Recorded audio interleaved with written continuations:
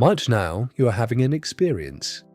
You're aware of light, of words, of the particular quality of this moment, its mood, its texture, its sense of being yours.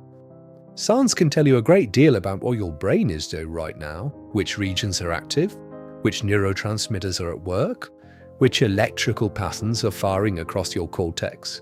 What science cannot tell you, what no laboratory on Earth has ever come close to explaining, is one way there is something that knows itself as you. Why the colour red looks to you like anything at all. Why music can make you ache. Why the memory of a particular morning from 20 years ago can arrive with full weight of what it felt like then. There is a gap between the neural firing and the felt experience, and that gap, despite a century of extraordinary neuroscience, has not narrowed by a single millimetre. This is not a failure of effort. It's a sign that something is being looked for in the wrong place. We have been taught to think of consciousness as something the brain produces, like heat from an engine or light from a bulb. The brain fires, experience results, but notice what that claim actually is.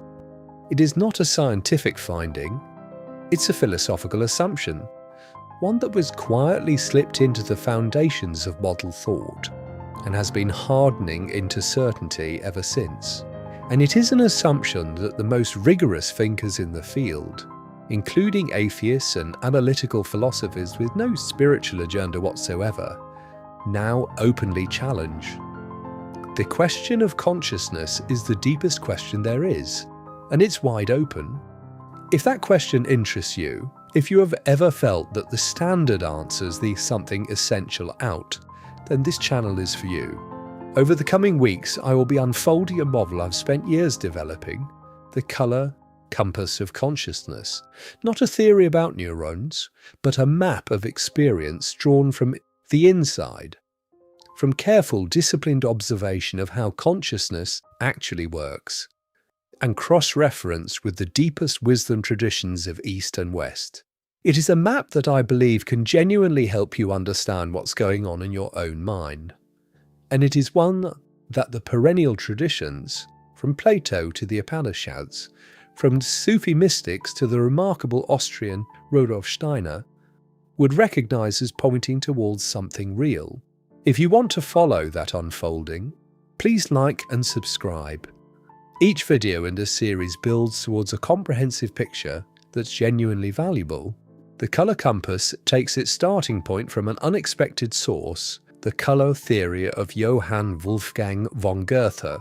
Goethe, poet, playwright, scientist, and one of the most comprehensive minds Europe ever produced, spent decades studying colour, not in the way that Newton studied it, by decomposing white light into a spectrum and treating colour as a mathematical property of wavelengths. Goethe studied colour from the inside, from within experience. He noticed that colour is not a thing the eye passively receives. It's a relationship arising at the boundary between light and darkness, between the observer and the world, and he found that colour reveals itself most truly not when you analyse it, but when you feel it. When I encountered his 6-colour circle, and the way the French metaphysician René Guénon arranged those 6 colours on 2 interlaced triangles, I recognised something extraordinary.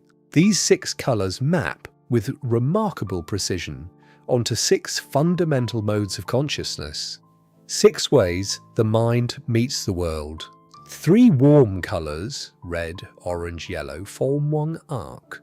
These are the modes in which truth seems to arrive already given, through the senses, arising from instinct, or bubbling up from deep memory of what we already know. The 3 cooler colours, green, blue, violet, form the other arc. Here truth must be sought, opinion, reasoning, and at the summit, barely accessible but very real, intuition. And through the centre, connecting yellow and violet at the opposite poles, lies a vertical axis, the axis of identity, the axis on which the still, small voice can be heard. Each of these will be referenced in a video. Each stands alone, but together They form a map. I did not arrive at this model in a library, though libraries are part of it. Early this year, I was invited to Frankfurt, to the house where Goethe was born and educated. In the small museum there, amongst his scientific instruments and manuscripts, I found a reproduction of his colour circle. It had been made into a fridge magnet. That small, domestic, slightly comic detail struck me. Here was one of the profoundest insights in the history of European thought about perception, sitting in a gift shop, cheerfully available for anyone's refrigerator. I bought it, and I stood looking at it, turning it in my hands. 6 colours, not 7. Goethe had deliberately excluded indigo, which Newton had inserted to make the spectrum match the 7 notes of the musical scale. 6 colours that, in their relationships, revealed something Newton's analysis had entirely missed or obscured. That moment was a seed. What grew from it over this year, should encounter with Rudolf Steiner's extraordinary lectures on colour and René Guénon's metaphysical geometry and the ancient traditions of East and West, became the colour compass you will see unfolding in this series. In subsequent videos, we will look honestly and directly at the materialist model of consciousness, not to dismiss it, but to understand exactly where it succeeds and exactly where it fails. Because it does fail, and the way it fails tells us something important about where to look next. For now, I want to leave you with one thought. Everything you have ever experienced has taken place within consciousness, indeed, within your consciousness. Every argument, every discovery, every proof, every measurement, all of it's happened inside the very thing science has been trying to explain from the outside. Consciousness is not a problem to be solved at some point in the future. It is the medium in which you are living right now. Learning to read that medium and move skillfully through it, to understand its depths and its heights, its currents and its silences, is what this series is about.